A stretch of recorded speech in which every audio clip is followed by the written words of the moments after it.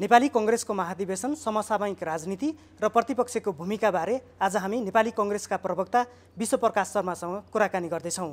सबैभन्दा तल्लो तह वडाको अधिवेशन पुसमा गर्ने भन्ने छ। पुस आउनको लागि अब 3 महिना मात्रै बाँकी छ। अब केन्द्रीय महाधिवेशन नै फागुनमा भनेपछि 5 महिना मात्रै बाँकी छ। अब फागुनमा महाधिवेशन गर्न सकिन्छ कि सकिँदैन अहिलेको तयारी हेर्दाखेरि? अब महाधिवेशन गर्न एकदमै सकिने अवस्थामै छ भनौँ। कोरोनाको प्रतिकूलता हामी जानिरहेकै छौँ। अब महाधिवेशन फागुनमा नहुने नै भयो भनेर अहिले मैले भनौँ हामी त्यसरी निर्णय विधिवत रूपमा गरिसकेको या गर्ने टुङ्गोमा पुगेको अवस्थामा छैनौँ। त्यसकारण तपाईँले भने जस्तै समय कम हुँदै गएको छ। तर यदि अनुकूल प्रकारको वातावरण हुन्थ्यो भने राजनीतिक रूपमा द्वन्द्व हुने, प्रतिस्पर्धा हुने यो त अधिवेशनमा जाँदा स्वाभाविक रूपमा हुन्छ। तर वातावरणीय कोरोनाको जुन प्रतिकूलता भयो त्यो प्रकारको वातावरण थिएन भने 5 महिनाको समय पर्याप्त समय हो। तर अब हामी विश्लेषण गर्दैछौँ। असोजको मध्यतर्फ पुग्दै गर्दा हामी केन्द्रीय कार्य समितिको बैठक बस्ने सोचाइमा छौँ र त्यसबीचमा चाहिँ एउटा वस्तुस्थितिको चाहिँ समग्र मूल्याङ्कन हामी गर्नेछौँ। त्यो मूल्याङ्कन पछाडि चाहिँ हामीलाई समय अपुग हुन्छ कि भन्ने कुराको निष्कर्षमा केन्द्रीय समिति पुग्यो भने मात्रै फागुनको मितिको बारेमा केही पनि धारणा बन्ला। अन्यथा अहिले हाम्रो सोचाइ चाहिँ फागुनको मितिलाई कायम राख्ने, तर कार्यतालिका मिट गर्नका लागि केही हेरफेर गर्नुपर्ने विषय हो, त्यसमा जाने भन्ने खालको चाहिँ सम्भवतः बढी सम्भावना त्यसमा छ। जस्तो फागुनमा यदि महाधिवेशन गर्न सकिएन केही कारणले भने कहिले महाधिवेशन हुन्छ त्यसपछि? अब फागुनसम्म केन्द्रीय कार्य समितिको निर्णय बमोजिम, पार्टीको विधानको व्यवस्था बमोजिम थप गरिएको समयावधि हो। नेपालको संविधानले अरू 6 महिनासम्म जान सक्ने सुविधा राजनीतिक दलहरूलाई दिएको छ। त्योभन्दा पछाडि जान बिल्कुलै नमिल्ने प्रावधानको एकातर्फ हामीले हेक्का राख्नै पर्छ।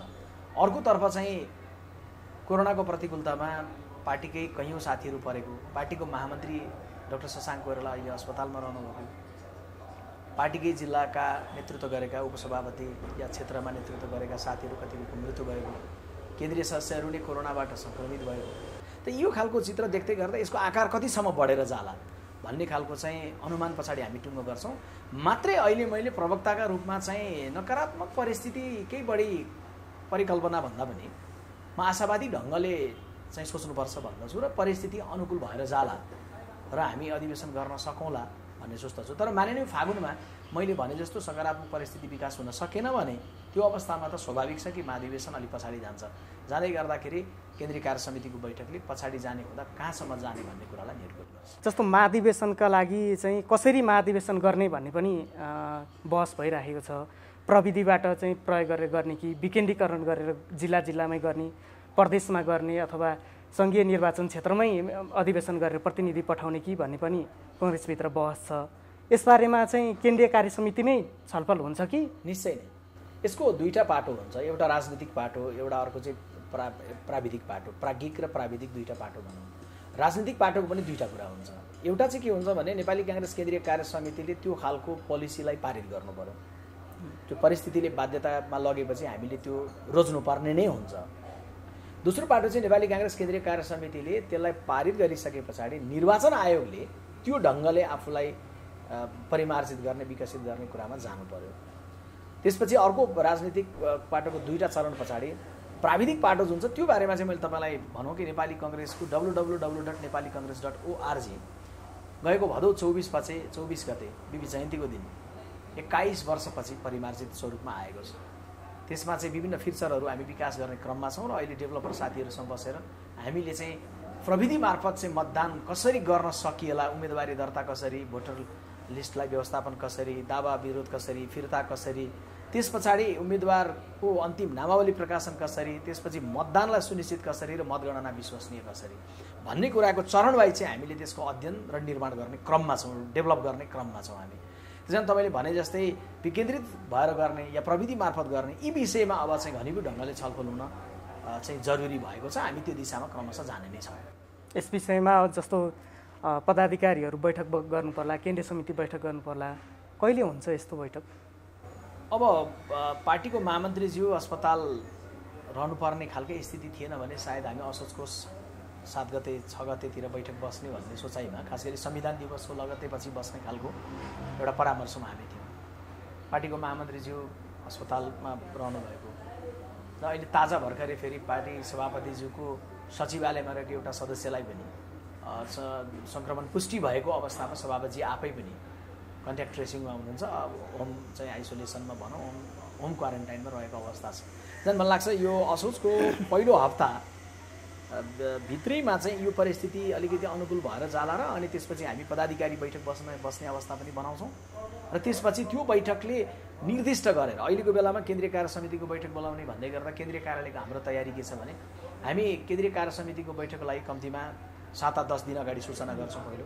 दोस्रो कुरो बैठकभन्दा 4 दिन अगाडि केन्द्रीय कार्य समितिको सदस्यज्यूहरूलाई हामी केन्द्रीय कार्यालयमा निमन्त्रण गर्छौँ अलग अलग समय दिएर, अलग अलग प्रदेशलाई अलग अलग समय दिएर र हामी चाहिँ के भन्दाखेरि भने उहाँहरू सबैको स्वाब परीक्षण गराउँछौँ र उहाँहरू सबैको स्वाब परीक्षण पछाडि जे रिपोर्ट आउँछ, रिपोर्ट आइसकेपछि कसैको पोजिटिभ देखियो भने स्वाभाविक छ उहाँले बैठकमा सहभागिता राख्नुहुन्न र नेगेटिभ देखिएको साथीहरूले स्वाभाविक रूपमा बैठकमा हामी सबै बस्छौँ र त्यो भइसके पछाडि यति कर्म गरेर जाँदै गर्दा असोजको मध्यसम्ममा पुग्दै गर्दा हामीले एउटा टुङ्गोमा पुग्नुपर्ने अवस्था छ।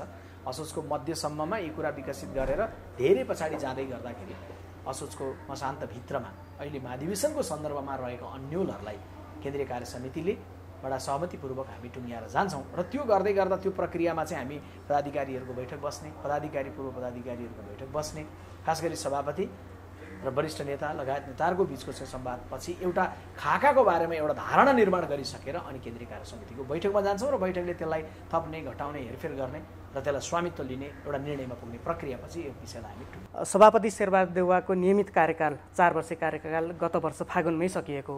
फागुनमै नयाँ महाधिवेशन हुनुपर्ने 1 वर्ष थपियो असहज परिस्थिति नयाँ महाधिवेशन गर्नुको लागि भनेर। अब के आधारमा केन्द्रीय समितिले फेरि म्याद थप्ला पार्टीको? अब साँच्चै तपाईँले भन्नेको कुरा बिल्कुल सही हो। हामीले चाहिँ सम्भव हुँदासम्म हामीले बडा एकताबद्ध ढङ्गले विषयलाई परिस्थितिलाई पूर्वानुमान गरिराखेर चाहिँ महाधिवेशन यस बेला गरिसक्नु पर्थ्यो। विविध कारणहरूले महाधिवेशनहरू हुन सकेन। गएको निर्वाचनको पराजय पछाडि हामी लामो समय त त्यो पराजयको चाहिँ द्वन्द्वमै एक आपसमा अल्मलिएर बस्यौँ। त्यसको लगत्तै पछि हामीले प्रक्रिया सुरु गर्न पाएको थियो भने चाहिँ अधिवेशनकै प्रक्रिया त नभनौँ तर विधानको संशोधनका प्रक्रिया महासमिति बैठकबाट गर्ने यी कुराहरू पनि करिबन हामीले 1 वर्ष झन्डै ढिलाइ गऱ्यौँ।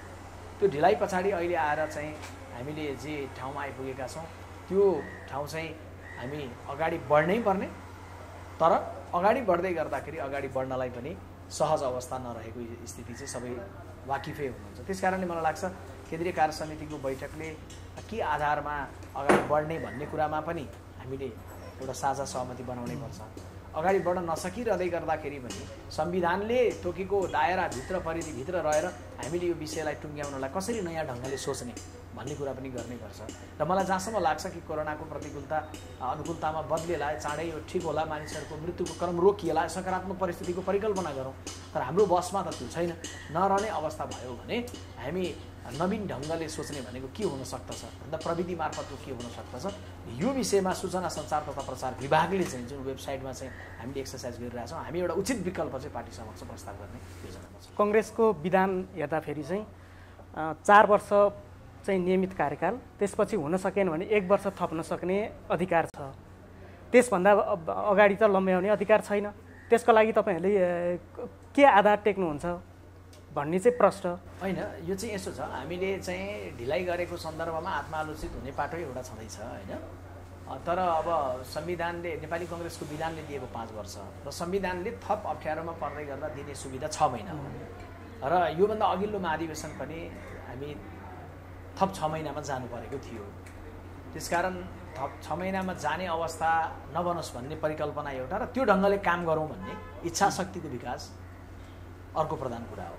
यो बेलामा चाहिँ अधिवेशनको विषयलाई चाहिँ खास गरी घनीभूत बनाउँदै गर्दाखेरि अधिवेशनबाट म के भन्ने कुरालाई चाहिँ दोस्रो प्राथमिकतामा होइन तेस्रो प्राथमिकतामा धकेलेर अधिवेशन कसरी, अधिवेशन सम्भव तुल्याउने यसरी भन्ने हिसाबले गर्ने कार्य र त्यो अधिवेशनबाट चाहिँ एउटा 10-15 वर्षसम्मको लागि नेपालको लागि एउटा मार्गचित्रको परिकल्पना दोस्रो बनाएर तेस्रो विषयमा जब नेतृत्वको विषयमा म कि त भन्ने खालको विषयलाई हामी सबैले त्यो क्रमशः प्राथमिकता निर्धारण गर्नेछौँ। मलाई लाग्छ कि हाम्रो बाटो चाहिँ सजिलो बन्छ। यदि त्यो थपिएको 6 महिना भदौ 30 सम्म हुने रहेछ यसो हिसाब गर्दा, त्यति बेलासम्म यदि महाधिवेशन भएन भने राजनीतिक रूपमा संवैधानिक रूपमा पार्टी सङ्कटमा जान्छ कि जाँदैन? अहिले अब कस्तो छ भने सामान्यतया चाहिँ हामी अब हाइपोथेटिकल प्रश्न पनि नबनाउँ, यो एउटा तपाईँले भनेको हाइपोथेटिकलै हो, तर परिस्थितिले चाहिँ के भन्छ भने त्यो हाइपोथेटिकल चिज भनिरहँदै गर्दाखेरि पनि त्यसले एक खालको सङ्केत चाहिँ अहिले देखिएका चित्र बमोजिम त अप्ठ्यारो त देखिन्छ। तर जहाँसम्म त्यो परिस्थिति देखिन्छ र त्यसपछि के होला भन्ने कुराको अहिले उत्तर दिने कुरामा नेपाली काङ्ग्रेस पार्टीको प्रवक्ताले बोल्नुहुन्न र सोच्नु पनि हुन्न। बरु सम्पूर्ण रूपले प्रयत्न केमा केन्द्रित गर्नुपर्छ भने हामी त्यति समय पनि थप्दैनौँ। त्यो थप्नुपर्ने अवस्थाभन्दा अगाडि नै जेठतर्फ, फागुनमा नसके जेठतर्फ सक्छौँ। त्यो सक्ने अवस्था यदि भौतिक रूपमा उपस्थित भएर भएन भने पनि प्रविधिको व्यवस्थापन गरेर भए पनि हामी गर्नेछौँ। भदौमा पनि भएन भने के गर्ने भन्ने खालको विषयको सन्दर्भमा अहिले चाहिँ पुग्नुपर्छ जस्तो मलाई लाग्छ। गत वर्षको चैतमै सक्ने भनेको समायोजन पनि तपाईँहरूले अझै 11 जिल्लामा सकिसक्नु भएको छैन। ती 11 जिल्लामा क्रियाशील सदस्यता फारम पुगेको छैन। अब त्यो क्रियाशील सदस्यता कहिले दिने, त्यो केन्द्रमा कहिले नाम पठाउने, केन्द्रबाट कहिले फेरि तलका निकायहरूमा नाम पुग्ने र अधिवेशनको तयारी गर्ने, यो हेर्दा त टाइम लाग्छ नि। निश्चय नै तपाईँले भनेको बिल्कुल सही हो। 10-11 जिल्लामा जो चाहिँ समायोजन चाहिँ नसकिएको अवस्था हो त्यसको बारेमा पनि फेरि मैले यो पनि प्रश्न जस्तो मानिलिउँ कुनै जिल्लामा 4वटा निर्वाचन क्षेत्र छ र मानिलिउँ 120वटा जति वडा छ। त्यो 120वटा वडा मध्येमा तपाईँको एउटा वार्डमा मात्रै भएको छैन, समायोजन सकिएको छैन। 119वटा वार्डमा सकियो, एउटामा सकिएन भने त्यो हाम्रो लागि केन्द्रीय कार्यालयको लागि 0 हो। हामी के 100%को कुरा गर्छौँ कि 0को कुरा गर्छौँ भन्नुको मतलब अहिले 10-11वटा जिल्लाको बाँकी भनेको कहीँ एउटा वार्डको, कहीँ एउटा गाउँको, कहीँ एउटा निर्वाचन क्षेत्रको, यस्तो खालको छ। एकदमै 0 अवस्थामै उहाँहरू रहेको भन्ने होइन। तर हाम्रो नजरमा चाहिँ त्यो के हुन्छ भन्दा उहाँहरूले एउटा पनि वार्ड बाँकी नराखिकन ल्याउनु भयो 100% ल्याउनु। 100% नभइकन हामी एउटा जिल्लाको एउटा वार्ड बाँकी छ भनेर बाँकीतिर चाहिँ सुरु गराउने होइन, त्यो सक्नुहोस् भनेर हामीले भनिरहेको अवस्था छ। त्यसले गर्दाखेरि 11 जिल्लाको समग्र विषयलाई चाहिँ उहाँहरूको समायोजन कति बाँकी होला भन्ने हो भने 100%मा गएर हिसाब गर्दै गर्दा धेरैमा उहाँहरू 7-10% कामहरू चाहिँ ती जिल्लाहरूमा बाँकी छन्। त्यसकारण त्यो बाँकी रहँदै गर्दासम्म त्यति 7-10% बाँकी हुँदा पनि सम्पूर्ण रूपले त्यो 11को सिङ्गो गणना हुँदाखेरि त्यो समायोजन नसकिएको जिल्लामा पर्यो। समायोजन सकिनु भनेको वडाहरूसम्मको पनि सम्पूर्ण सकिनु हो। चाहिँ तपाईँले भने जस्तै त्यो सकिसकेर अब जाने प्रक्रियामा जाँदै गर्दाखेरि चाहिँ हामीले योभन्दा अलि अगाडि मात्रै पार्टी पदाधिकारीहरूको बैठकबाट 100% क्रियाशील सदस्य बढाउने 50% थियो, अहिले 100%सम्म जानलाई चाहिँ खुला गर्ने भनेर जुन निर्णय गर्यो त्यो बमोजिम अगाडि चाहिँ क्रियाशील बाँडिरहेका जिल्लाहरूले पनि काम गरिरहेको अवस्था छ। यो अनुकूलतामा बदलिन्छ भन्ने परिकल्पना पनि गरौँ। क्रियाशील सदस्यको विषयलाई चाँडै नै तीव्रता ढङ्गले लिएर जान ती समायोजनहरू पनि टुङ्गिने दिशामा जान्छ। जस्तो महाधिवेशन भनिसकेपछि नीति र नेतृत्व दुईटा कुरा टुङ्ग्याउने कुरा हुन्छ। अब कङ्ग्रेसमा पुस्तान्तरण गर्नुपर्छ, युवालाई चाहिँ अब पालो दिनुपर्छ, युवाहरूले सक्छन् देशको नेतृत्व गर्न भन्ने खालको आवाज पनि उठिरहेको छ। तपाईँको के कस्तो तयारी छ महाधिवेशनमा उठ्ने? अब दुईटा प्रश्न एकैचोटि आएको छ। युवाहरूको बढोत्तरीको कुरा, युवाहरूले नेतृत्वदायी भूमिका निर्वाह गर्ने कुरा र अर्को चाहिँ तपाईँ भनिरहँदै गर्दा विश्वप्रकाश शर्मा आफै चाहिँ के उम्मेदवार भन्ला भन्ने कुरा। अब यसमा चाहिँ एउटालाई चाहिँ मैले पूर्ण उत्तर भनौँ, एउटाको चाहिँ समय आउन बाँकी छ भनौँ। एउटा पूर्ण उत्तर भनेको चाहिँ के हो भने नेपाली काङ्ग्रेस पार्टीलाई सम्पूर्ण रूपले तरुण भएमा सिङ्गै काङ्ग्रेसलाई तरुण बनाउन जरुरी छ। त्यस हिसाबले स्वाभाविक छ चर्चामा रहेका अथवा सम्भाव्यता विकास गरिरहेका या दृश्यमा कम रहेका तर चाहिँ युवा स्पिरिटका साथ चाहिँ आउन भनिरहेका सारा युवाले अब काङ्ग्रेसको नेतृत्व सम्हाल्ने ढङ्गले चाहिँ आफूलाई गतिशील ढङ्गले ल्याउनलाई चाहिँ यो क्रियाशील सदस्यताको 50%बाट 100 बनाएको जुन छ त्यसले चाहिँ एउटा ठुलो चाहिँ सङ्ख्यामा ठुलो उभार नेपाली काङ्ग्रेस पार्टीभित्र ल्याउनलाई चाहिँ सङ्केत गरिसक्यो। त्यसकारण पार्टीको कुनै पनि नेतृत्व तहले हेर्दै गर्दा पार्टीभित्र बढ्दै गरेको युवा उभार जुन हुन्छ त्यो उभारलाई सम्बोधन गर्ने ढङ्गले पार्टीको पाका नेतृत्वहरूले पनि हेर्नै पर्छ, सोच्नै पर्दछ। र हामी युवा भनिएकाहरू जो छौँ हामीले पनि के हो भन्दाखेरि भने जुन प्रकारका हाम्रा प्रतिको आशा र अपेक्षाहरू छन् त्यसलाई सम्बोधन गर्ने ढङ्गले म यो हुँ भन्ने खालको कुरालाई मात्रै होइन, हामीले सम्बोधन गर्नका लागि ल है म महामन्त्रीको उम्मेदवार छु विश्वप्रकाश शर्माले अहिले घोषणा गर्यो के त्यसले सम्बोधन पुग्छ पुग्दैन। त्यसले के हुनु पर्यो भन्दाखेरि भने युवाहरूले आउँदै गर्दाखेरि अथवा पाकाले पनि हेर्दै गर्दाखेरि यी युवासँग युवा भनिएको उमेर मात्रै होइन, यिनीहरूसँग भोलिको दशकको लागि 1.5 दशकको लागि देशको लागि दृष्टिकोण छ भन्ने हिसाबले सोचाइ चाहिँ हामीप्रति त्यो प्रकारको चाहिँ भरोसा बनाउने दिशामा हामीले सोच्नु पर्यो। हामी त्यो दिशामा युवाहरूले सोचिरहेका पनि छौँ एउटा युवाको कोणबाट। अर्को प्रवक्ताको कोणबाट मैले भन्दै गर्दा पार्टीको महाधिवेशनतर्फ जाँदै गर्दाखेरि मेरो सामान्य यतिखेर प्राथमिकताको विषय म यो पदको उम्मेदवार हुँ भनेर घोषणा गर्ने सन्दर्भमा छैन।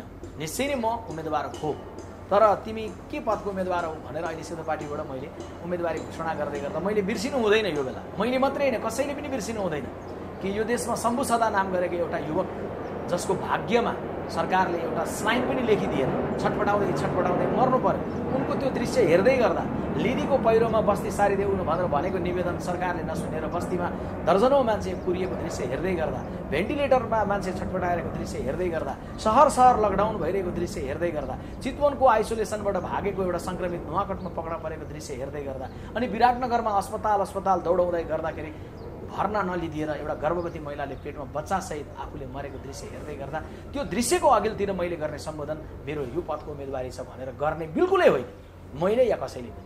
त्यसकारणले त्यसको लागि ठिक समयमा ठिक ढङ्गले उम्मेदवारीको सन्दर्भमा जानुपर्छ। बरु यस्तो विषयवस्तुको सन्दर्भमा एक ढिका भएर कसरी सुझाव र दबावको भूमिका गर्न सकिन्छ, पहिलो कुरो।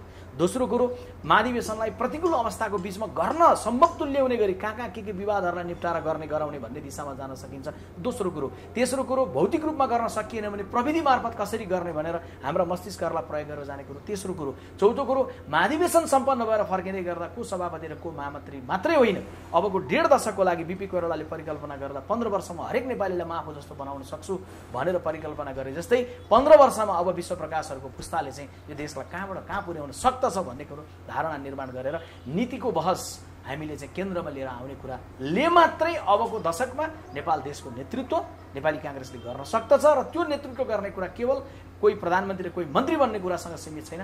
नेपाल देशको लोकतान्त्रिक भविष्यको सुनिश्चितता र नेपालको समृद्धिको सुनिश्चितताको बाटोतर्फ काङ्ग्रेसको महाधिवेशनले सन्देश प्रवाह गर्नुपर्छ भन्ने मलाई लाग्छ। त्यसैले मेरो ध्यान चाहिँ अहिले त्यो कुरामा केन्द्रित छ। जस्तो तपाईँले भन्नुभएको समसामयिक घटनाक्रमहरूलाई एकैछिन बिर्सेर महाधिवेशनको आँखाले मात्रै हेर्दाखेरि कुन पदमा चाहिँ उठ्ने चाहिँ तयारी तपाईँले आफ्नो टिममा गर्नुभएको छ भन्नेसम्म त भन्नु मिल्छ होला। होइन, मैले यो प्रश्नको चाहिँ आदरणीय सेतोपाटी हेर्नुभएका दर्शकहरूले अघिल्लो प्रश्नकै उत्तर हेर्नुभयो भने यो प्रश्नको उत्तर पाउनुहुन्छ। मैले ठिक समयमा ठिक कुरा राख्नुपर्छ। विश्वप्रकाश शर्माले पार्टीको अब के जिम्मेवारी चलाउन सक्ला भनेर साथीहरूले मेरो परख गर्नुभएको छ। म के भन्दिनँ भने विश्वप्रकाश शर्माको मूल्याङ्कन गर्दा सारा समग्र कुरा हेर्न म भन्दिनँ। मैले भन्ने मात्रै के हो भने विश्वप्रकाश शर्माले अहिलेसम्म पाएका हरेक जिम्मेवारीको सन्दर्भमा कति काबिलियत राखेको छ। नेविसङ्घको सभापति काबिलियत राख्यो या राखेन, महाधिवेशन प्रतिनिधि मन्त्रीमा काबिलियत राख्यो या राखेन, प्रवक्ताको रूपमा राख्नुपर्ने सूचना सम्प्रेषणदेखि लिएर विचार निर्माणको सवालमा गर्ने कुरामा राख्यो कि राखेन, प्रचार विभागको प्रमुख भइसकेपछि त्यो विभागलाई संयोजन गरेर निर्माण गर्नेदेखि प्रविधिको विकासको सन्दर्भमा पनि कार्य गर्नेतर्फ राख्यो कि राखेन, यी कुराको समग्र साथीहरूले मूल्याङ्कन गरिसकेपछि विश्वप्रकाश तिमीले गरिरहेका कुराहरू जचेका छैनन्, तिमीले अब बिदा लिनुपर्छ केन्द्रीय समितिबाट। देशभरिका महाधिवेशन प्रतिनिधि भन्नुभयो, म विनम्रतापूर्वक मुस्कुराएर 2टा हात जोडेर धन्यवाद भने भन्दै म कार्य समितिबाट बिदा लिन पनि सक्छु। गाउँमा गएर रुख चिन्हमा मत हाल्ने भनेर रुखको जरामा जल हाल्ने र मल हाल्ने पनि हुन सक्छु। तर साथीहरूले भन्नुभयो होइन, अब तिमीले प्रवक्ताको जिम्मेवारी मात्रै होइन, योभन्दा माथिको पार्टी पदाधिकारीको जिम्मेवारीमा लिएर एउटा कमान्ड गर्ने हिसाबले अबको दशकमा अगाडि बढेर भोलि पार्टी पुरै नेतृत्व गर्ने हिसाबले आउनुपर्छ तिमीले भनेर भन्ने खालको मनोविज्ञान प्रस्तुत गर्नुभयो भने त्यो कुराको लागि विश्वप्रकाश बिल्कुलै तयार हुनु पर्दछ। यसमा पहिला मैले बोल्ने भन्दा पनि मलाई चाहिँ विश्लेषण गर्नेहरूले, समालोचना गर्नेहरूले, आलोचना गर्नेहरूले, अगाडि बढ या नबढ भन्नेहरूले लोकतान्त्रिक प्रक्रिया बमोजिम भन्ने कुराको लागि अहिले मैले प्रतीक्षा गर्नुपर्छ। र महाधिवेशनको नेतृत्वको कुरो साथीहरूसँग देशव्यापी रूपमा सल्लाह परामर्श गरेर ठिक समयमा ठिक ढङ्गले ठिक पदको लागि उम्मेदवारीको सन्दर्भमा म जाने नै छु। पार्टीका नेताहरूले चाहिँ 7-8 जनाले सभापतिमा उम्मेदवारी घोषणा गरिसक्नुभयो, औपचारिक रूपमा गर्नुभएको छैन। जुम मिटिङ हिजो आज भइराखेको हुन्छ। प्रत्येक जुम मिटिङमा प्रत्येक नेताले आफू केमा उठ्ने भनेर त्यही हिसाबले चाहिँ तयारी गरिराख्नु भएको हुनाले प्रवक्तालाई पनि यो प्रश्न त मैले सोध्नै पर्यो। उहाँहरूले राख्नुभएको कुरा सबैलाई मैले सम्मान गर्छु। मैले यसबारेमा धेरै टिप्पणी गरिराख्नु उचित हुँदैन।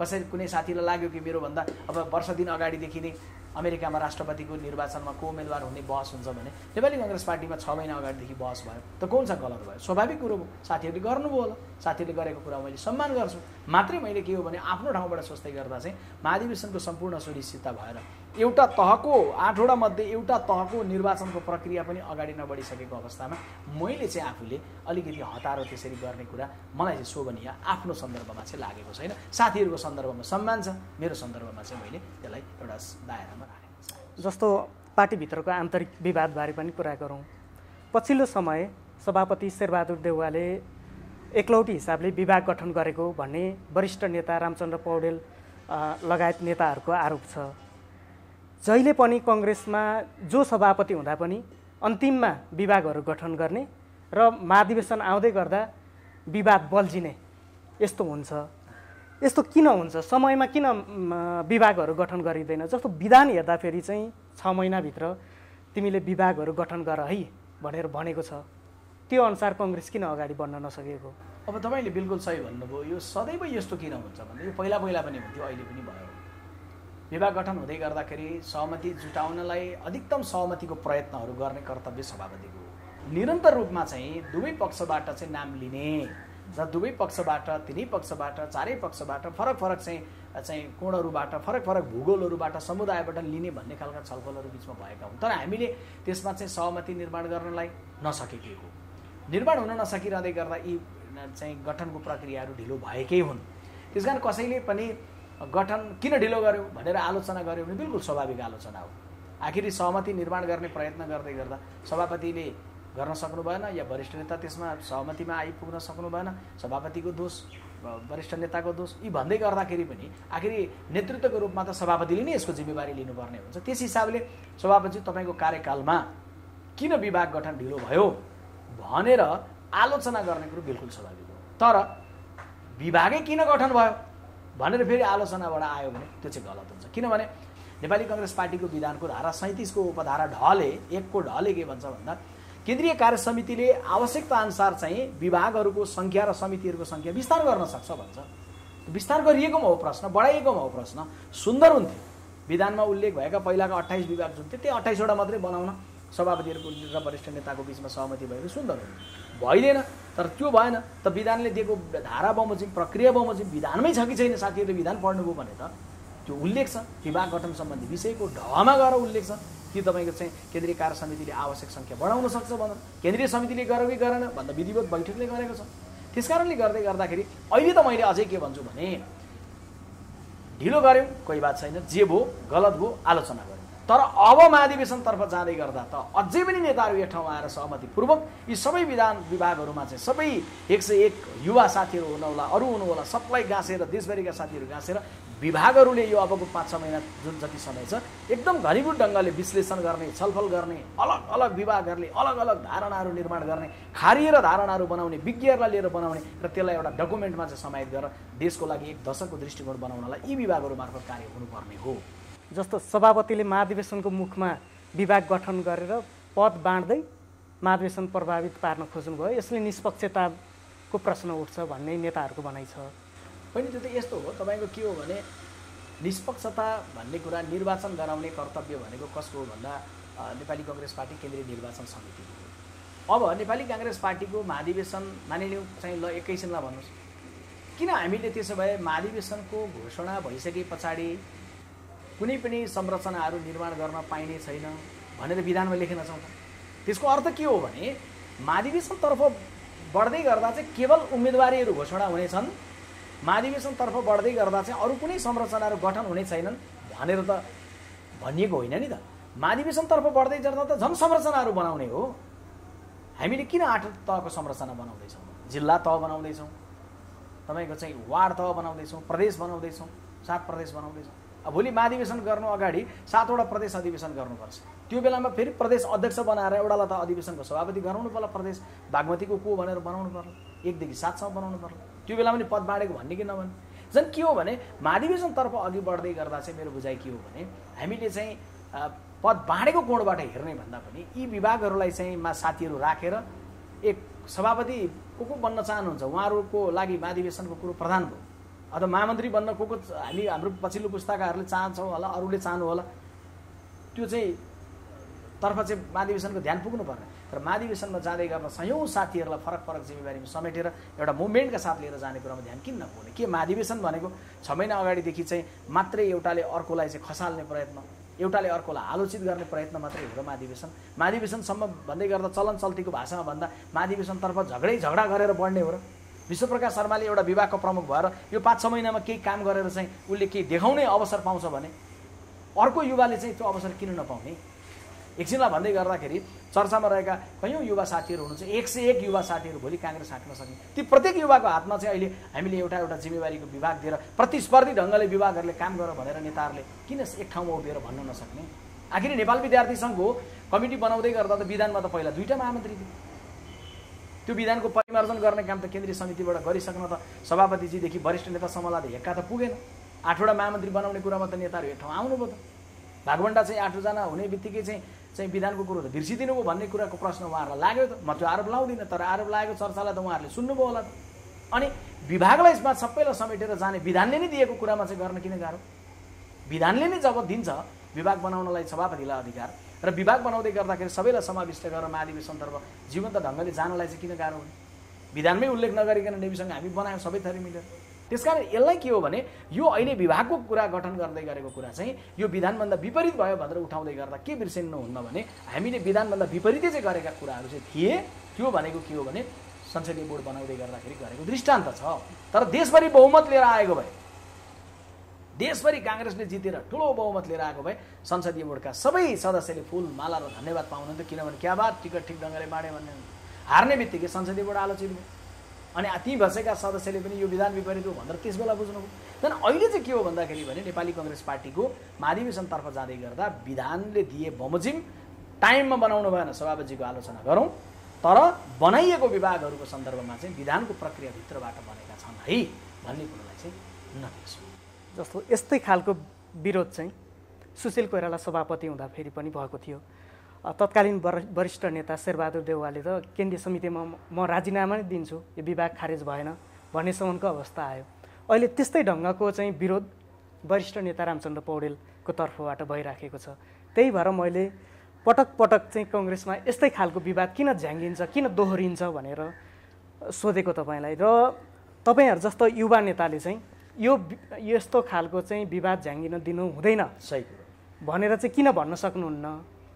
होइन, यो बारेमा त वरिष्ठ नेतामा घरमै म र मुख्य सचिव पनि गएका थियौँ। हामी गएर संवाद पनि गऱ्यौँ कि अहिलेको बेलामा मैले उहाँलाई पनि भन्दा भने मैले चाहिँ विभागीय प्रमुख भएर कार्य गर्छु र म 6-7 महिना 10 महिना जति हुन्छ 1 वर्ष, यो झन्डै वर्ष दिन हुन लाग्यो होइन, वर्ष दिन अगाडिको कुरा उहाँकोमा गर्नु। त त्यो मैले अवसर पाउँछु भने अर्को युवाले पनि पाउनुपर्छ है रामचन्द्र दाइ, मैले वरिष्ठ नेतालाई पनि भने। अब अघिल्लो बेलामा वरिष्ठ नेता हुनुहुन्थ्यो शेरबहादुर देउवा, उहाँले त्यो बेलामा त्यसमा विमति राख्नुभयो। सायद अघिल्लो वरिष्ठले चाहिँ विमति राखे, अब अहिले म वरिष्ठले किन विमति नराख्ने भन्नुभयो होला। पार्टीभित्रको चाहिँ यस्तै ढिलापनले गर्दा होला प्रतिपक्ष चाहिँ निकै कमजोर छ भनेर पनि आलोचना हुने गरेको छ। के कारणले गर्दा तपाईँहरूलाई सशक्त हुन दिएन? अब यसको 2टा फरक कोणबाट हेर्नुपर्छ। एउटा चाहिँ के हो भने प्रतिपक्षीको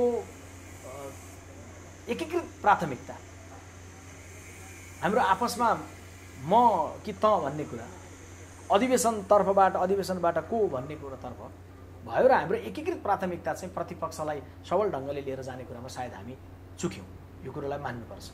दोस्रो कुरा सँगैमा के हो भने प्रतिपक्ष सशक्त भनिरहँदै गर्दा त्यसो पनि हुनुपर्थ्यो भने कस्तो हुनुपर्ने भन्दै गर्दाखेरि एक खालको चित्र अनुमान चाहिँ आम नागरिकको बिचमा के छ भन्दाखेरि भने हरेक घटनाक्रममा चाहिँ एकदमै तपाईँको चाहिँ खरो ढङ्गले, यस्तो खरो ढङ्गले कि तपाईँको मेलम्चीको सिएमसी के अरे नाम गरेको ठेकेदार कम्पनी चाहिँ फर्केर गयो भनिसक्दा मेलम्चीको पानी आउन अवरोध भयो, रित्तो गाग्रो लिएर सडकमा उत्रिहाल्ने, भोलिपल्ट बन्द गरिहाल्ने। अब यसले के देखिन्थ्यो भने मेलम्चीको मुद्दामा काङ्ग्रेसको बढी अग्रसरता भूमिका देखिन्थ्यो होला। जनताले दुःख पाइराखेर हामी भूमिकालाई इस्टाब्लिस गर्ने कुरामा सायद गएनौँ।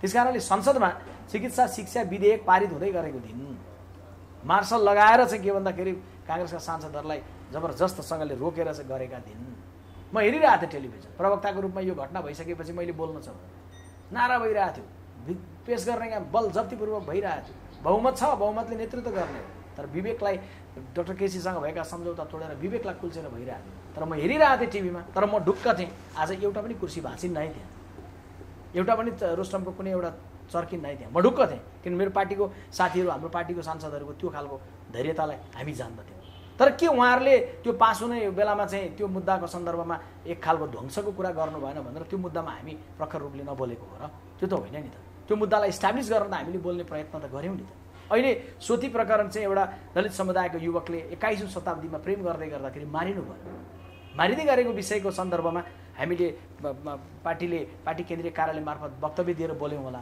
पार्लियामेन्टमा हाम्रा साथीहरूले घनीभूत ढङ्गले उभिनु हो छानबिन चाहिँ आफ्नै ढङ्गले चाहिँ तपाईँको अलमलिने ढङ्गले गर्न लागेको बेलामा यो पार्लियामेन्ट चल्छ त्यस बेला जब चाहिँ सोती प्रकरणमा चाहिँ संसदीय सुनवाई समिति बन्छ भनेर साथीहरूले अडान लिनुभयो भोकल्ली बोल्नुभयो नि त रोस्टम उभिएर पार्टीका साथीहरूले अनि भन्यो नि तपाईँको छानबिन आएको भन्यो नि त्यस कारण के हो भने अहिले नेपाली काङ्ग्रेस पार्टीले प्रतिपक्षका रूपमा गर्दै गरेको भूमिका प्रखर जति बन्नु पर्थ्यो त्यो भएको छैन तर जति भएको छ त्यो चाहिँ अहिले हाम्रो आन्तरिक द्वन्द्व र समस्याको बिचमा पनि भएको कुरालाई म एकदमै चाहिँ भएको छैन भनेर गर्दै गर्दा संसदमा या जिल्लाहरूमा साथीहरूले गरेको भूमिकाको नजरअन्दाज पनि हुन सक्दछ भन्ने मलाई लाग्छ हामीले चाहिँ प्रतिपक्षले गर्दै गर्दा गर्ने भूमिकालाई बडा जिम्मेवार ढङ्गले पनि गरेका छौँ तपाईँले हेर्नुभयो भने जब सीमाको प्रश्न आउँछ नेपालको चाहिँ भूभाग चाहिँ कालापानी लिपुलेक र लिम्पियाधुरा जस्ता भूभाग चाहिँ मित्र राष्ट्रले आफूमा चाहिँ नक्सामा समाहित गर्छ त्यो बेलामा प्रतिपक्षले नेपाल बन्द गरिदिराखेर अपिल गरिदिराखेर भूमिका देखाएको भए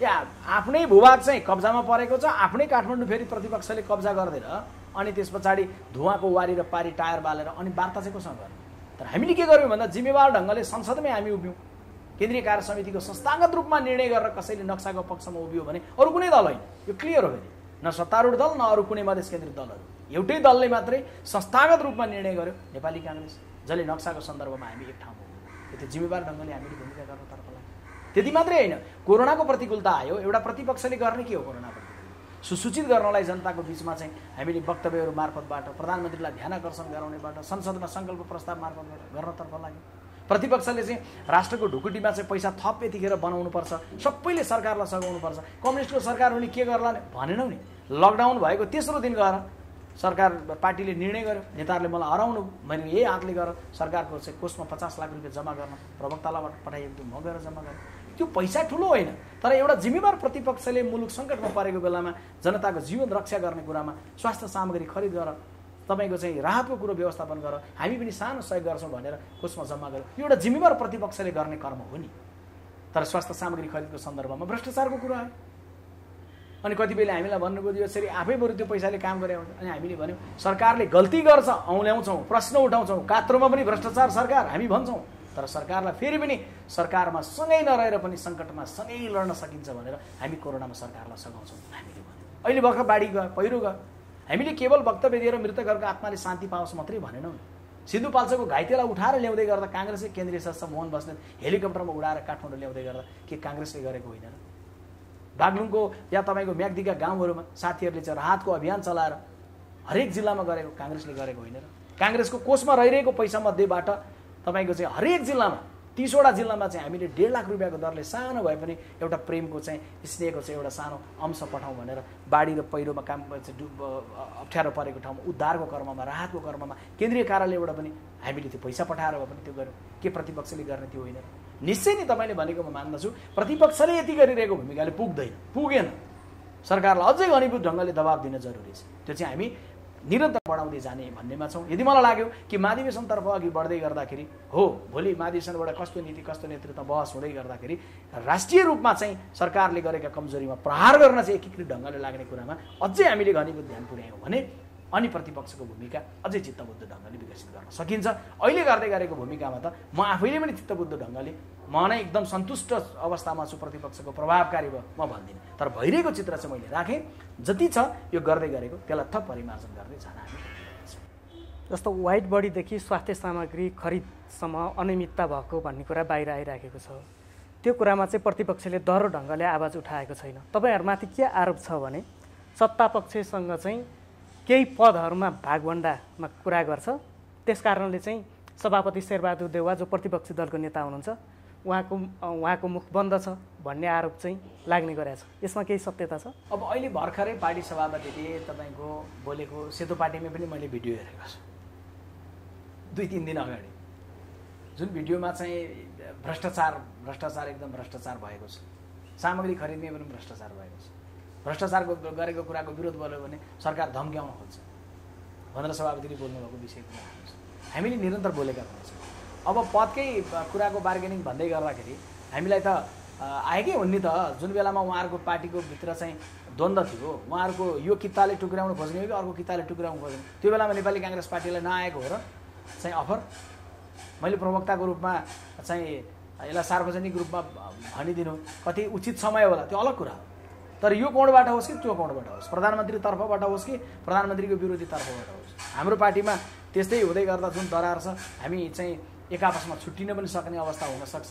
त्यसकारण त्यो हो भने नेपाली काङ्ग्रेस पार्टीले बाहिरबाट सघाइदिनुपर्छ भन्ने प्रस्ताव पनि आयो होला, अथवा अहिलेको प्रधानमन्त्रीजीलाई विस्थापित गरिसके पछाडि अब बन्ने सरकारमा काङ्ग्रेस सामेल भइदिएर अथवा बाहिरबाट सहयोग गर्ने भन्ने पनि आयो होला। हामीले त हरियो झन्डा मैले विज्ञप्ति जारी गरेर भने हामी यो द्वन्द्वमा निरपेक्ष छौँ है। हामी चाहिँ के भन्दाखेरि हरियो झन्डा हामीले कसैलाई देखाइरहेका छौँ है, हामीले भन्यौँ। त्योभन्दा ठुलो सत्ताको चाहिँ उहाँहरूको बिचमा खेल्नेतर्फ त हामीलाई ध्यान पुगेन त, हामी लागेनौँ त। हामीले बरु के भनिरह्यौँ भने यो बेला सत्ताको द्वन्द्व गर्ने बेला होइन कमरेडहरू, मान्छे छटपटिएर भेन्टिलेटर नपाएर मरिरहेका छन्, सत्ताको द्वन्द्व पछि गर्नुहोस्। अहिले चाहिँ तपाईँहरूले चाहिँ यो विषयलाई एड्रेस गर्नतर्फ लाग्नुहोस्, सत्ता द्वन्द्व नगर्नुहोस्, हामीले भन्नतर्फ लाग्यो। चाहिँ के भन्दाखेरि नेपाली काङ्ग्रेस पार्टीले यो पद र त्यो पदको बार्गेनिङ गरेर अनि त्यस पछाडि चाहिँ बोलेन भन्ने होइन। हामीले बोलेको कुरा चाहिँ अझै प्रखर भएन भन्ने कुरालाई मान्न म तयार छु, तर हामीले चाहिँ के भने बोलेनौँ अथवा चाहिँ हाम्रो चाहिँ मुख चाहिँ के कारण बन्द भयो भने केही पदहरू देलान् भनेर बन्द भयो भन्ने भयो भने चाहिँ त्यो चाहिँ गलत